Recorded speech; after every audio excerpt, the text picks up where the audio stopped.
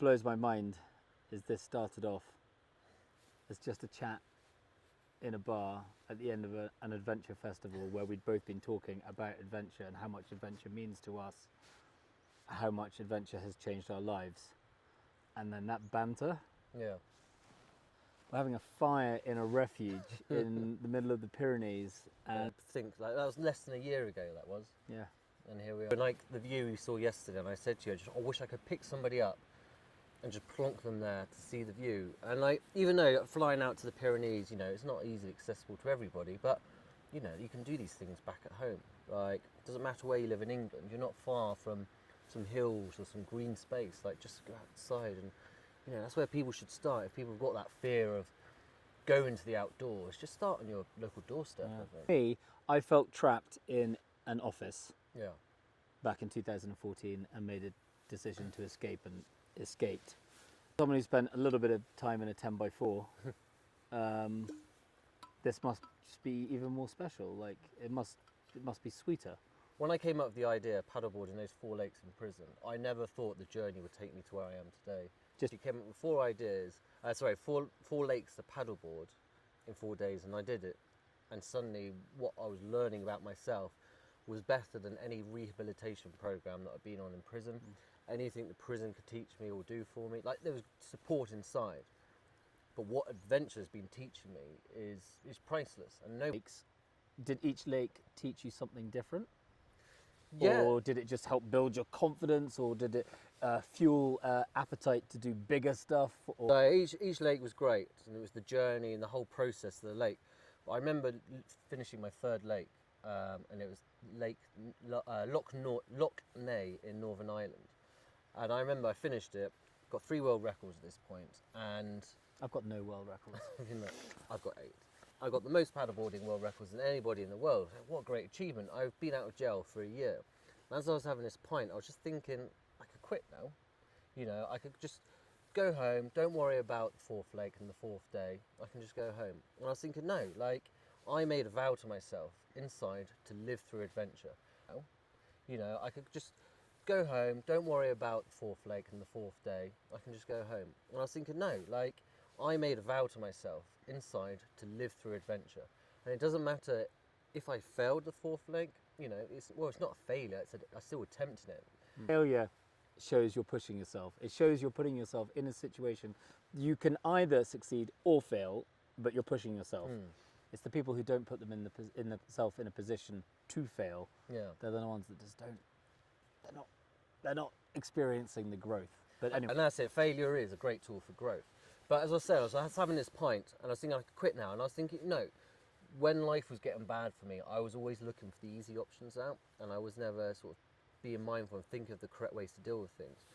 And I knew in that moment that I completely changed. Like, in those 3 days paddling those 3 lakes, I had changed as a human being straight away, and I knew that my mindset and my life completely changed. And I remember talking to the prison officers, I was speaking to the fellow inmates, and they're all saying to me, like, stop daydreaming, you're a prison number, you'll always be a prison number. And I was thinking, no, like, I'm not going to be defined by prison, I'm not going to be defined by my mistakes. And yes, prison is my biggest failure, but why can't it be my biggest success? Yeah. And it doesn't matter where you are in life, it doesn't matter if it's prison, you're stuck in a job you hate, if you're addicted to drugs or, you know, an ex-addict, like, that doesn't define you. Like, there's still so much more you can do with life.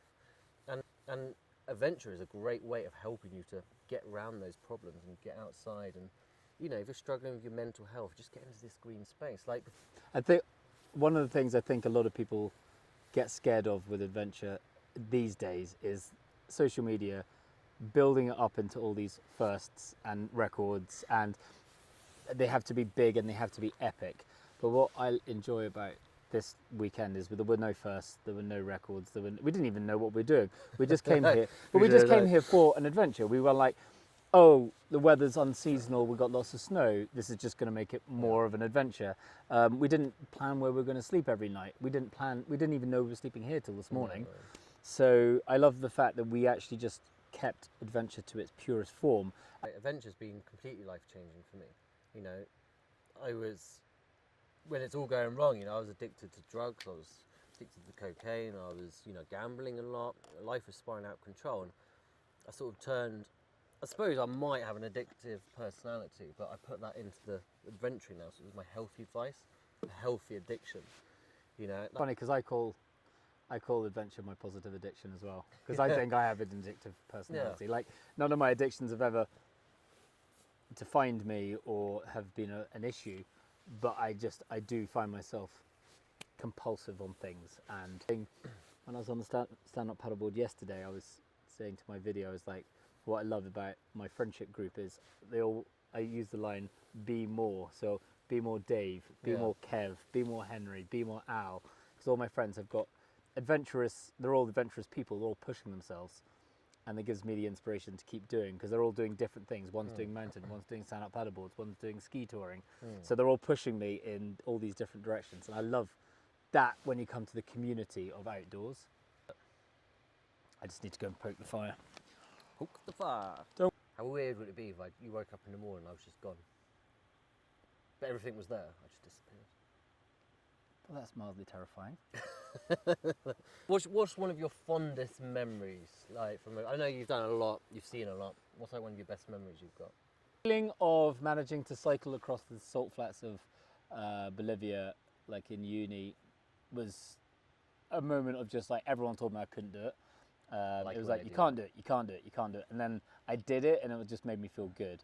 Getting to the top of Aconcagua, I cried because I'm scared of heights, and to be honest, like Al and I spoke afterwards, neither of us really thought we would get to the top. So the fact we got to the top was quite amazing. And running the Americas, and nearly on every adventure, it's the little acts of kindness from every single person. Like I remember when I was writing my book, it's like, and someone gave me a Coca-Cola. It's like no one cares that someone gave me a Coca-Cola, but to me, it was like a really special moment, because they must have been like the Twitcher who came and stand-up paddleboarded with you. Dude, like yes, when I did the 24-hour paddle, like it's about 7 in the morning.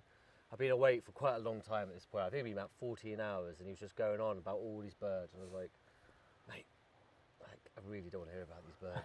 I really don't. I'm very tired. Stay on your board. Yeah, please, can we just talk, just paddle in silence, please? It's even better now, like, the more I push myself, like, people are coming to me asking for advice, and not just in adventuring, but, like, I've had mothers and fathers come to me to ask for advice about their son who's gone to prison, like, you know, any advice I can offer them. And that's why I do the adventure. It's not to get the world records or anything, it's just, it's for myself, to push myself, but it's to also try and raise awareness for these things and try and get more, to help more people. Like, that's what I want to do. Yeah. Before I did running the Americas, I didn't really know anything about male suicide, and I ended up raising money for them just because it was a kind of fitted. But I'd never really. Prison's not something that people talk about. No. It's one of the pushed aside in society, so it's really interesting to.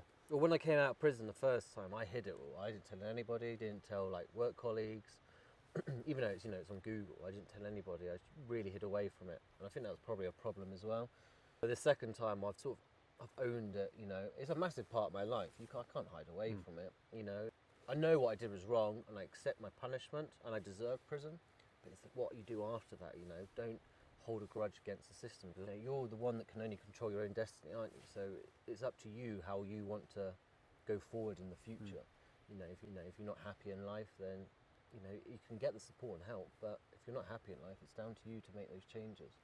Also, there are plenty of people around that will support you and help you, but the choice is yours. When you're at that absolute lowest point, like I've tried to take my life twice. That second time at prison, I was the lowest point I could ever be. Like I wouldn't wish that upon anybody. But there's still a chance to turn it all around. And it might not seem like there was a chance. Like thought I was coming back from that. I generally thought that was it. I don't know what I was going to do with my life. But I turned it around. And here I am, living proof that you can turn it around. And days will get better, won't it? Doesn't matter what's happened in life. And I feel you're at the beginning of a very positive journey. The things you've got planned, they're all exciting. Yeah. And it's like, and we've been scheming. Yeah. We've got some plans. We'll see if they come to fruition. Thank you, Firepot Meals, for the meals we're about to have. Yeah, we're about to have some delicious Firepot meals. And of course, we've bought red wine.